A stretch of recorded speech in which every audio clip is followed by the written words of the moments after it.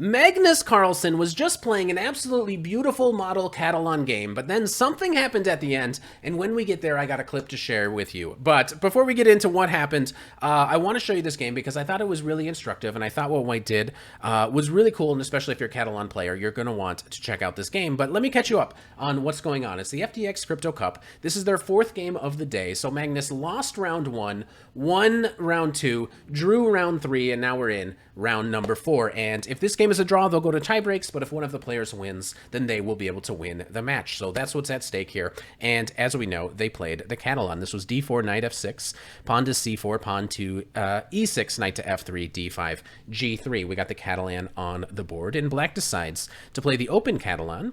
And after bishop to g2, we saw a6. This is the main move. Castles, knight to c6. And what I think is very interesting about this game, and this is kind of like the standard main line of the Catalan, is that we've seen Magnus play some random troll openings. He's played 1a3, he's been moving his queen around a bunch in the opening, he's done some weird stuff, but then he also treats us to games like this, where he plays super serious chess. And in his recent World Championship against Nepomniachtchi, he was playing the Catalan, so chances are Magnus has some very serious prep on the Catalan, and I think he treated us to some very interesting insights on this opening, because here there's a lot of options available to White. And also just the eval bar, I just forgot to mention. I'm going to keep it for one more move, but it seems like it's about 50-50. People like it, people don't like it. I don't know. We'll see what happens, but we'll keep it for one more game. Last chance to beg me to keep that up forever. And the main moves here for White are e3, knight to c3, and then there's even this older move, bishop to g5, and this actually turns out to be Magnus Carlsen's choice. So is this kind of an interesting way for White to continue from this position? Well, we got bishop to e7,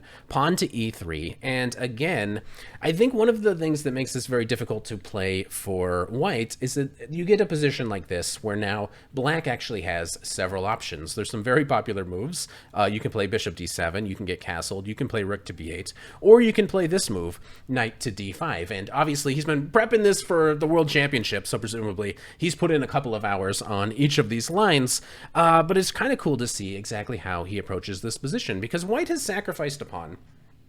He's got an extra central pawn, but the main point of this sacrifice, even if you're never able to get this c4 pawn back, is that you're going to be able to get some sort of play against the queen side, and that's exactly what we saw in this game, because after takes, knight takes, getting out of the way of this pawn, Black is just going to be ready to solidify the queen side. We saw knight to e5, which allows Black to play pawn to b5, and Magnus is just not worried about getting the pawn back right away, and he plays pawn to b3, chipping away at this structure.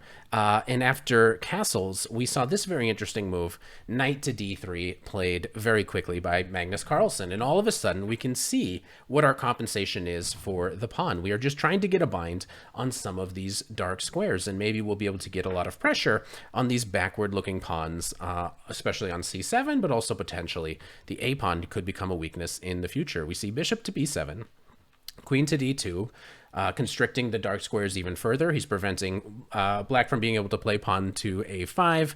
Queen to c8 is played, knight to c5 right away, and I don't think Magnus is actually thinking about taking this bishop, but the bishop moves over to c6, rook to c1, and it's kind of clear that this feels very good for White. Rook to d8 is played, and I don't know, it feels like White has achieved a very reasonable position, but now we see kind of an interesting and very direct approach by Magnus. We can kind of see that Black is having a little bit of a struggle with all of the pieces, but Magnus decides to play knight to c3, inviting the trade of a lot of the minor pieces, and I don't think this is a particularly easy decision to make, because certainly it solves some of Black's issues in the sense that, like, if you're able to trade a lot of the minor pieces, some of these pieces that are just kind of like bobbling around can't really find a good position. They might solve some of the issues for Black, but at the same time, after this captures, we take on c6, knight takes back, queen takes on c3. It also becomes clear that we still just have a very pleasant position with White. So after knight to e7, the knight hops back to d3,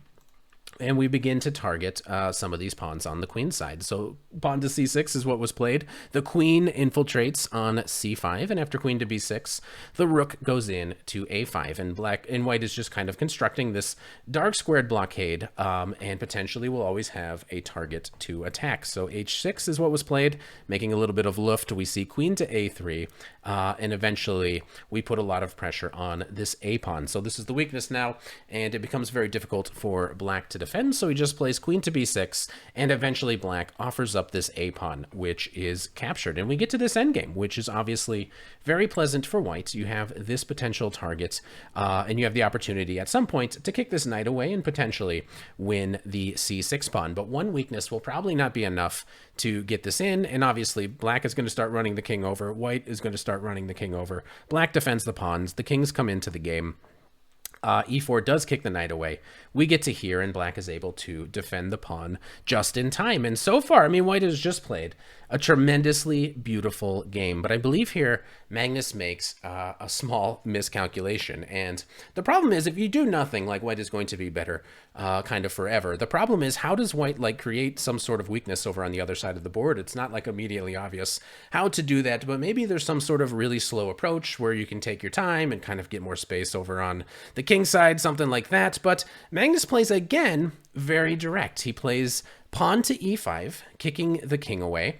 Obviously, the downside of this move is that you've given up this square on d5, but after king to e2, knight to d5, I think this is the idea that Magnus potentially missed, because he took the knight, and then after c takes d5, he looked incredibly shocked. Like, I think that he didn't have any idea that black was going to be able to take it. I'm assuming he expected that black would have to take here, where he'd be able to continue to get pressure on this pawn, and then maybe would have time to do something over on the king side while black is busy babysitting this pawn. But after this move, we saw Firouzja take here, and then this is what happened. We got to this position.